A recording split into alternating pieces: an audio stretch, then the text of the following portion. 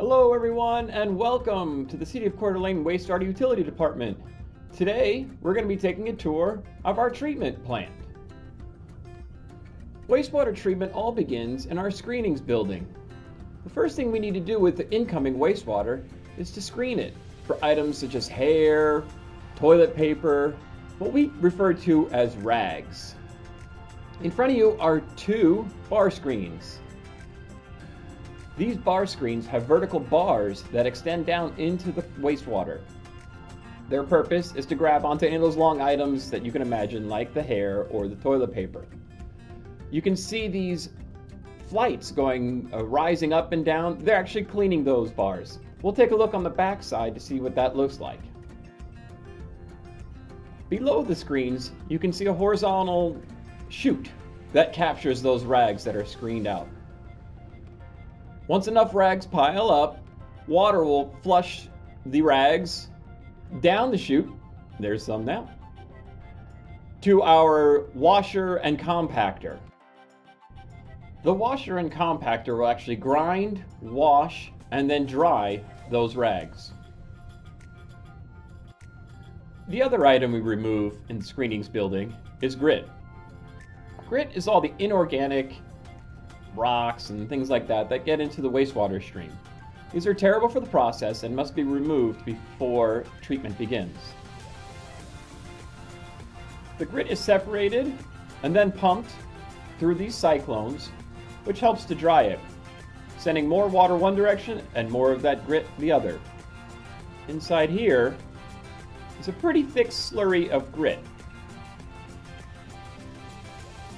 This inclined auger actually helps to dry out the grit, and then we deposit it into one of these dumpsters. We'll fill up about 2 of these dumpsters every week of this inorganic grit material. After screening, the wastewater continues through a flow measuring device and our first sampler. We have several of these samplers throughout the plant that sample 24 hours a day, so we know everything that's coming into our facility. After that is our influent pump station. Our entire collection system is mostly gravity, but at this point, we need to begin pumping that. Upstairs is all of our motor control items, including our SCADA computer. Downstairs are 3 influent pumps. Each one of these pumps can pump about 7 million gallons every day. We get in approximately 3.5 million gallons every day, which means we have some redundancy here. Our peak flows at about 10 a.m. are about 6 million gallons to maybe 7 million gallons, whereas at 2 in the morning, we're down to about 1 million gallons. These pumps will pump that flow down this pipe to our next stage, which is here. This is our aerated grit removal station. The flow gets pumped through this chamber where air is added. The air lowers the specific gravity and allows that grit to be separated and then pumped back to where we saw in the screenings building, where it gets washed and dried and sent out to the landfill. After aerated grit, our next station is primary clarifiers. This is our first real stage of treatment. Up until this point, we keep the flow moving to keep all solids suspended within it. But in the primary clarifiers, we actually slow that flow down. Our influent solids is about 300 milligrams of solids per liter of water. Once the flow goes through this primary clarifier, that effluent water you see around the outside is about 100 milligrams per liter. We've settled out about 2/3 of the pollution simply by slowing down the flow, but that's all we could get at that point. We're going to need to use these pumps to pump the flow up to our trickling filters. Our trickling filters provide biological treatment, and that's the secret sauce that really gets the job done. Let's have a look inside the trickling filters. The arm is being pushed around hydraulically. That's actually our wastewater. It's trickling down through the media, Plinko style. Living on that media is our biology. As the wastewater trickles past it, it has both oxygen and food, which we call it at this point, which is the pollution within the wastewater. It's going to help get rid of that last remaining 100 milligrams per liter. But it's not enough. Our bugs actually need more contact time than just a trickling filter can provide, so we pump it over to here, our solids contact tank. The solids contact tank consists mostly of bugs at this point. Coming down towards us, they're getting tons of air but no food. As it begins to leave, it circles back, wherein we introduce food. What do these bugs look like? Hey John, you mind if we take a look? Thanks. These bugs are what are doing the bulk of the work. This is a crawling ciliate. It's a single-celled organism that's actually walking on that carbon and phosphorus that we're trying to get rid of. These little guys are actually eating and digesting and breaking down all of that pollution.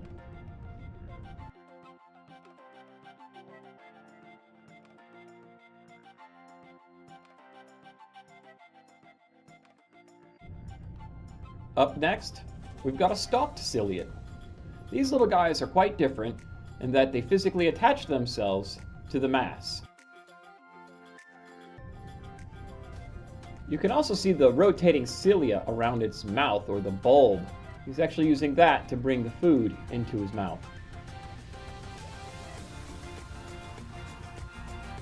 These will quite often grow together in what resembles a bouquet of flowers. Up next, a crowd favorite, the rotifer. This guy's quite a bit bigger than the others. You can see the cilia swirling that mass, bringing it closer to its mouth, as well as the two spurs that it's using to anchor itself to that biomass on the left of the screen. You can even see what are its intestines about halfway through the body.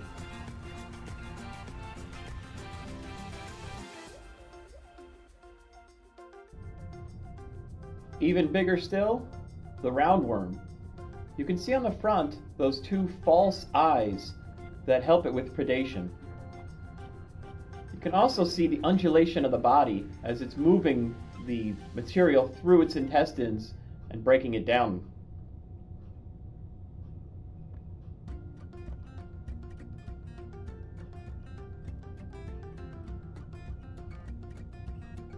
You may have noticed some of these guys outside of our treatment plant.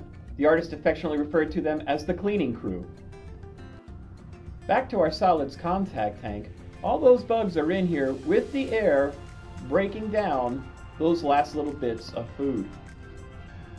At the end of this chamber, we'll split it off into our secondary clarifiers.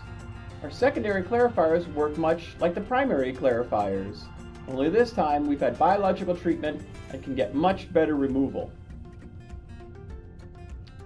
This is secondary clarifier number 3, our newest one. The flow from the solids contact tank comes out here in the middle, where you can see it's quite a bit darker in color. From here, it spreads out to the perimeter of the clarifier, and in that time, it has a chance to settle down to the bottom. This clarifier is about 12 feet deep, and at the bottom of it is what we call a blanket. That blanket consists of all those bugs. It's about 2 or 3 feet deep. The top, what's going to go over the edge of the weir, is now down to about 5 milligrams per liter of solids. So we've removed virtually all the solids at this point. Although the carbon has been removed, we're still not quite done. We'll need to remove phosphorus and nitrogen, and that happens here at our tertiary membrane facility, our tertiary stage of treatment. That secondary effluent water is pumped up here, where we use biology to remove the ammonia and membranes to remove phosphorus and that last little bit of solids. Let's have a look inside one of our trains. Here, one of our trains is undergoing maintenance for cleaning. Gives us an opportunity to look inside to see what these look like. You can see it's quite a bit browner again. That's due to the biology and the ammonia removal. We've just completed cleaning this membrane cassette. We're going to fly it back in place so it can do its work. You can see that these membranes are really just fibers held in what we call a cassette. These fibers have really small holes, 0.04 microns. The human hair is about 50 microns. In fact, bacteria are about 5 microns, meaning bacteria aren't even getting past these membranes. That's about 15,000 square feet of surface area on that one cassette. We've got 6 cassettes in each train. There's about 2 football fields of surface area inside each train. There's a pretty stark contrast between the technology of these membranes and our trickling filters. There's a whole slew of technology running in the background to make sure that this system operates efficiently. We're taking a walk through the Motor Control Center, which houses on the left the SCADA Center, and on the right the control equipment strictly for this membrane system. Operators are able to, at a glance, see everything that's going on in this process. Outside of this door is our blower gallery. There's a lot of air needed for this system. The blowers in front of you are scour air blowers. These actually run on magnetic bearings. Magnetic bearings are needed for the speed, which greatly reduce the friction. These blowers are used to provide air for the bacteria that are breaking down the ammonia. Simple chemicals of citric acid and a strong bleach solution are used to make sure the membranes are foul-free. There's more equipment downstairs, so let's take a look.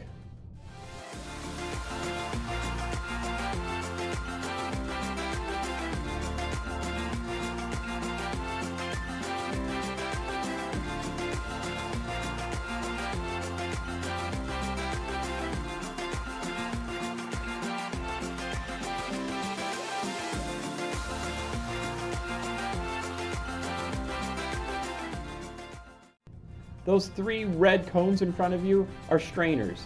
They're used to strain all the water that's coming into the membrane system. This is important insurance due to the delicate nature of the membranes. These are what we term our permeate pumps. They're used to draw the water through those membranes, that 0.04 micron sized hole. On the other side of the membranes, all phosphorus and solid remain and only clear water passes through. You can see via turbidity on this meter just how clean the water is. We utilize this clean water for processes throughout the plant. That includes spraying down foam and keeping things clean. For disinfection purposes, we use this UV system.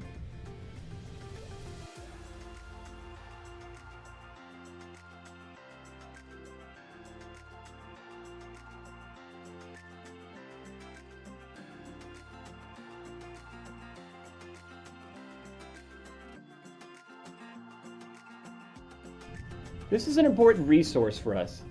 As you can see, we're using about 300 gallons per minute of this water. That equals almost 500,000 gallons every day.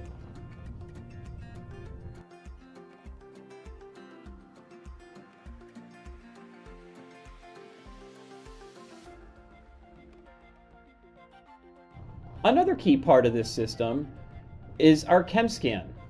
The ChemScan measures orthophosphate and ammonia coming into and out of the TMF, which measures the productivity and the effectiveness of the system. After the water passes through the membranes, it flows downhill to our chlorine contact tank. We use chlorine as a disinfectant agent. Recall that most of the bacteria is removed by the membranes themselves, but viruses can still persist.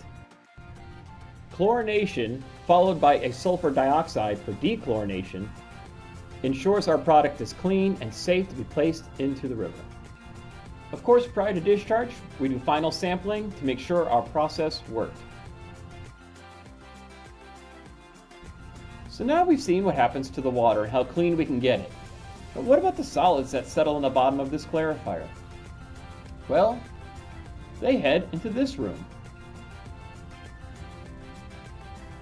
The solids, if you remember, are microorganisms, or what we call bugs. We'd like the bugs to do more work, so we send many of them back to the system to eat more of the influent wastewater. That's what the pumps in front of you are doing. Those are return pumps. Those bugs circle around and around for about 3 days. But if we get too many, we have to waste it. And that's what this pump does. We waste to a digester, an anaerobic digester, which has no oxygen in it. I know you're curious to see what it looks like. What do these bugs look like? Let's have a look. I'll show you. And this sink is what we use to sample from. So if I open this valve up a little bit, it's not as thick as you might think. But that's about 1% solids, or 10,000 milligrams per liter. These hose pumps are used to pump the solids that settled in the primary clarifier system as well. All of these are heading to the anaerobic digester. To save room in the digester, we thicken up the sludge before it enters. It left the clarifiers at about 1% solids. In this tank is where it got pumped, gets mixed with a polymer where it sticks together. You could see it clumping in there. As it exits this rotary screen thickener, it's closer to about 5% solids. So again, we're separating the water from the solid portion of wastewater throughout the entire process. After our sludge is thickened, it gets pumped into this large tank, anaerobic digester number 5. The solids will spend about 30 days inside this tank, where there is no oxygen. Bacteria literally rips open cells to get oxygen. This is an important step in the process to ensuring that the solid portion is safe for handling. A byproduct of this process is what we call biogas. Biogas contains about 55% methane. We utilize this methane gas for other parts of the process, specifically heating things up. These are our 2 boilers. We can run on digester gas or natural gas. Heating up this water is an important process as the bugs in a digester like it at 100 degrees Fahrenheit, which isn't always easy to achieve when it's quite cold outside. You can see the extensive network of hot water piping in this video. Every pipe in white is insulated hot water line. In this section, it's being pumped through this heat exchanger. Hot water goes in one channel, and the sludge from the digester gets pumped through the other and maintains that toasty 100 degrees inside our digester on the other side of this wall. While we're down here, let's take a trip down our pipe gallery.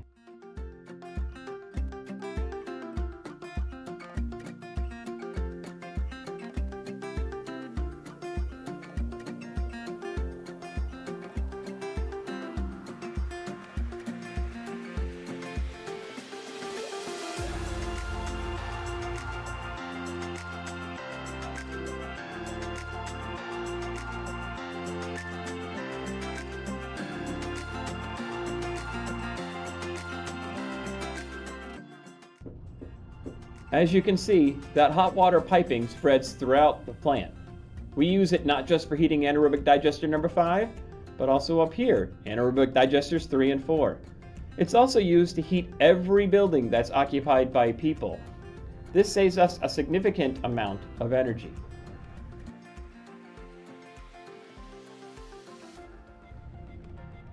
Have you ever been running down this trail? If you have, you may have noticed our flare. That flare is used to burn off any excess gas. Because of the high methane content, we burn this gas rather than releasing it. After about 30 days in the anaerobic digester, our solids are ready to be sent out to compost. But prior to that, they run through this centrifuge. This centrifuge dries the solids to about 25%. The water you can see spilling on the bottom is sent back to the plant for further treatment. Here's our control panel that we use to operate. Do you want to see what it looks like on the way out? Come on, I'll show you. We fill up about 2 truckloads of solids every day of the week. Here's what it looks like on the way out. From here, the next stop is compost. Thank you for taking this tour of the City of Coeur d'Alene's Wastewater Treatment Plant.